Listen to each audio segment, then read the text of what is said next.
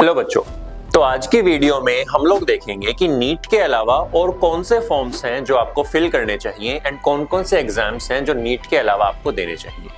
I know, अब तुम्हारा question आया होगा कि सर हमारा ड्रीम तो डॉक्टर बनने का है और डॉक्टर बनने के लिए तो नीट के अलावा और कोई एग्जाम होता ही नहीं है। मुझे पता है बच्चों, लेकिन एक प्लान बी होना, एक बैकअप प्लान होना एक अच्छी बात है। आपका अगर ड्रीम डॉक्टर बनने का है, वेल एंड गुड, बहुत अच्छी बात है। आप नीट का फॉर्म भरिए एंड नीट के एग्जाम को बहुत सीरियसली दीजिए एंड आई एम श्योर कि आप नीट एग्जाम को बहुत अच्छे से क्लियर कर लेंगे। लेकिन हो सकता है कि ये आपका थर्ड ड्रॉप हो, फोर्थ ड्रॉप हो या फिफ्थ ड्रॉप हो एंड आप अब चाह रहे हैं कि नीट के अलावा भी आपके पास कुछ बैकअप ऑप्शंस होने चाहिए कि बाय चांस अगर इस साल भी नीट अच्छा ना हो तो मैं और कहां पर एडमिशन ले सकता हूं।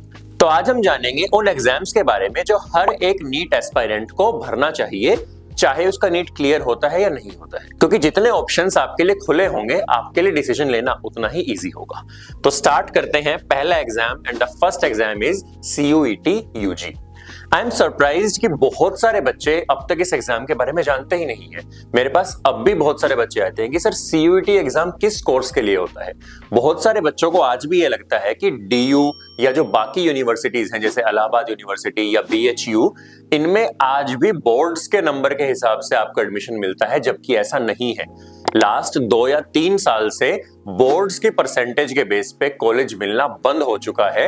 अब जितनी भी सेंट्रल यूनिवर्सिटीज और अच्छी स्टेट यूनिवर्सिटीज हैं, उनमें अगर आपको एडमिशन लेना है, चाहे किसी भी कोर्स में लेना हो, आपको CUET नाम का एग्जाम क्लियर करना होता है। CUET stands for common university entrance test and इसका एक UG पार्ट होता है, एक PG पार्ट होता है पोस्ट ग्रेजुएट कोर्सेज के लिए। तो CUET एग्जाम देकर आप BSc ऑनर्स एंड BSc के लिए एलिजिबल हो जाते हैं मल्टीपल सब्जेक्ट्स में से बॉटनी है, जूलॉजी है, फूड साइंस है, डेयरी साइंस है, बायोटेक्नोलॉजी है। तो इन सारे कोर्सेज के लिए आपको CUET एग्जाम देना होता है। एंड एक नॉर्मल से कॉलेज से BSc करना और DU जैसी यूनिवर्सिटी से, दिल्ली यूनिवर्सिटी जैसी यूनिवर्सिटी से BSc करने में जमीन आसमान का डिफरेंस है। तो अगर आप BSc करते हैं DU से, DU के किसी कॉलेज से, तो आपके लिए आगे research opportunities, teaching jobs and बहुत सारी जॉब्स ओपन हो जाती है। तो ये एक एग्जाम है जो आपको जरूर भरना चाहिए। एग्जाम की रजिस्ट्रेशन स्टार्ट हो चुकी है एंड जो ये एग्जाम होता है वो मई से लेकर जून के बीच में होता है। तो नीट के बाद एग्जाम होगा, तो आपको प्रिपरेशन का भी ठीक ठाक टाइम मिल जाएगा।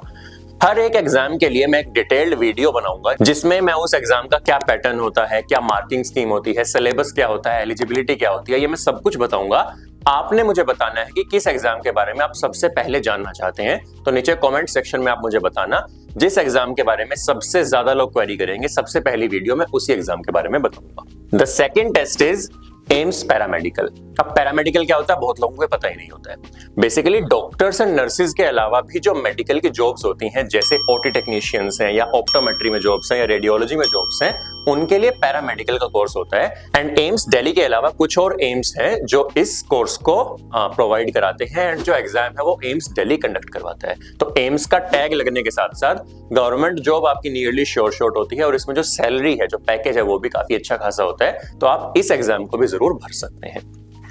द थर्ड एग्जाम जो आपको भरना चाहिए, दैट इज नेक्स्ट एग्जाम, वो है नेशनल एंट्रेंस स्क्रीनिंग टेस्ट और ये होता है नाइजर के लिए।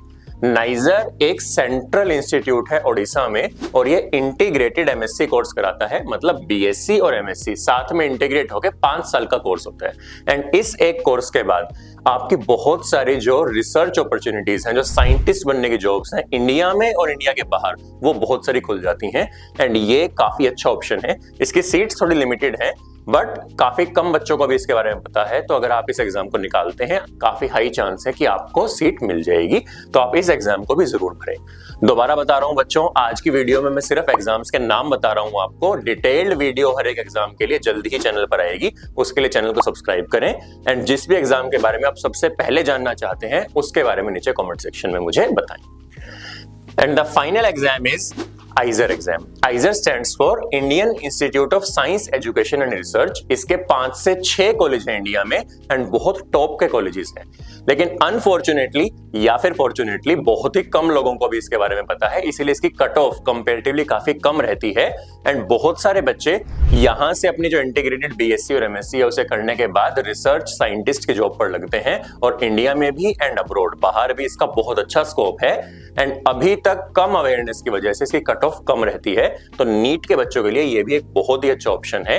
इसके बारे में भी अगर आप डिटेल में जानना चाहते हैं तो जल्दी ही वीडियो चैनल पर आएगी। अगर इसके अलावा कोई भी आपके क्वेरी है तो नीचे कमेंट सेक्शन में आप पूछिए एंड मैं उसका आंसर जरूर करूंगा। ऐसे ही और वीडियोस के लिए चैनल को सब्सक्राइब कीजिए। Thank you.